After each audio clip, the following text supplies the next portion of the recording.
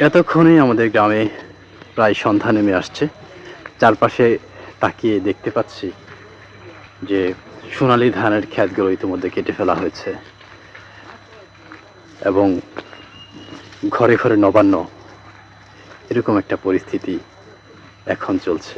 হেমন্তের শেষাশেষি একটা সময়, শীতের শুরু, এরকম একটা হিম শীতল আবহাওয়া চারপাশে বিরাজমান এবং এই শীতের আমেজ পড়তে শুরু করেছে গ্রামাঞ্চলে।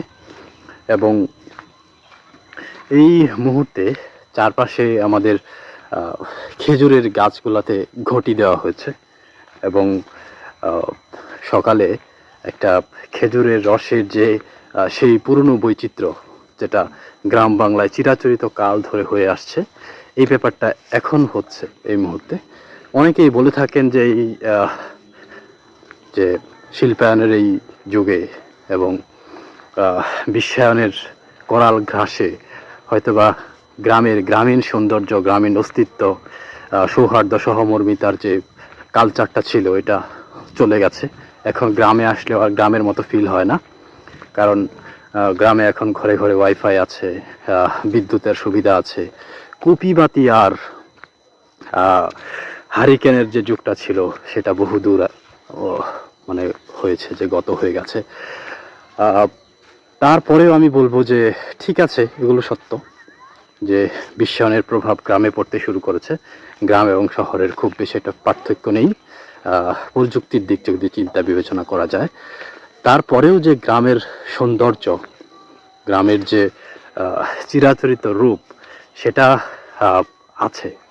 এবং আমার পাশে ধান ক্ষেতগুলো কেটে নেওয়া হয়েছে এবং এই যে শীতের যে পরিবেশ, শীতের চাদরে মোড়ানো আছে আমাদের গ্রাম, এই ব্যাপারটা সত্যিই সুন্দর। এবং যারা শহরের যন্ত্রণায় ক্লিষ্ট এবং মানুষের অবিশ্বাস, দুঃখবোধ, দুঃখবিলাসী মনোভাব পোহাতে পোহাতে যারা ক্লান্ত, তাদের গ্রামে আসার সময় হয়েছে। আমাদের এই অঞ্চলটা সমতল, এখানে খুবই যে একটা শীতের সময় অনেক বৈচিত্র্যময় কোনো কিছু সৃষ্টি হয় তা ঠিক নয়।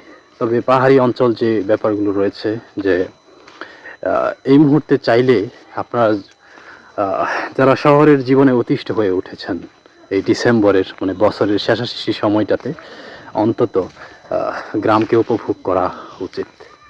এবং শহরের এই নাগরিক জটিলতা, কর্পোরেট লাইফ, এই সময়টা থেকে, এই বিষয়গুলো থেকে কিছুক্ষণের জন্য বিরতি নিয়ে আসা উচিত নিজের প্রকৃতির কূলে, যেখানে পল্লী মা মানুষকে ডাকছে যে আয় খোকা, ঘরে ফিরে আয়। তো এরকম একটা পরিস্থিতি, এরকম একটা আবহাওয়ায় আমাদের কিছুটা সময় কাটানো উচিত বলে আমি মনে করি। এতে মনের মধ্যে প্রফুল্লতা থাকে এবং প্রকৃতির প্রতি যে প্রেম, প্রকৃতির সন্তানের মতো যে একটা অনুভূতি, যে ঘরের শিশু ঘরে ফিরলে যে একটা ভালোবাসা, একটা তৃপ্তি, এই ব্যাপারটা নিজেদের মধ্যে এসে ভর করে। বিশেষ করে এই শীতের শেষাশেষি সময়ে বা হেমন্তের শেষাশেষি সময়ে। কারণ আমরা এটা যত ঘৃণাই করি না কেন আমরা কৃষকদেরকে, দিন শেষে কৃষকের হাতের দিকেই আমাদের চেয়ে থাকতে হয়। এখনও আমরা ভাত খাই, এখনও আমরা মাছ ভাত এবং শাক সবজি খেয়েই কিন্তু বেঁচে আছি। সুতরাং কৃষকদেরকে দেখার তো কোনো ফুল বটে, তবে এই যে কৃষি কর্ম, গ্রামের যে মাটির ঘ্রাণ, মাটির স্পর্শ, এখানে আমাদের ফিরে আসা উচিত কিছু সময়ের জন্য হলেও। কারণ এই প্রকৃতিতে সত্যিকার অর্থে সুখ খুঁজে পাওয়া যায়।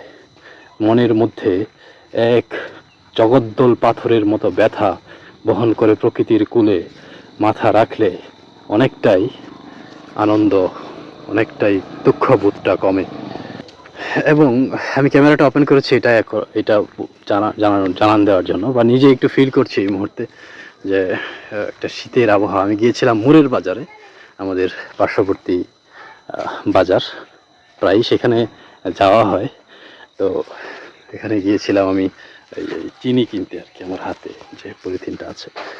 তো হঠাৎ করে মনে হলো যে এই অনুভূতিটা আমি একটু ক্যামেরাবন্দি করি, এবং সেটা করেছি। রাস্তায় একটা মজার ঘটনা দেখলাম। আমি দেখলাম যে একটা মানে খসরু ঢালির একটা ফিশারি আছে এখানে, দুই পাশেই হচ্ছে ফিশারি, মানে পোনা মাছ এখানে বড় করা হয়, এবং মাঝখানে আমাদের এই রাস্তাটা।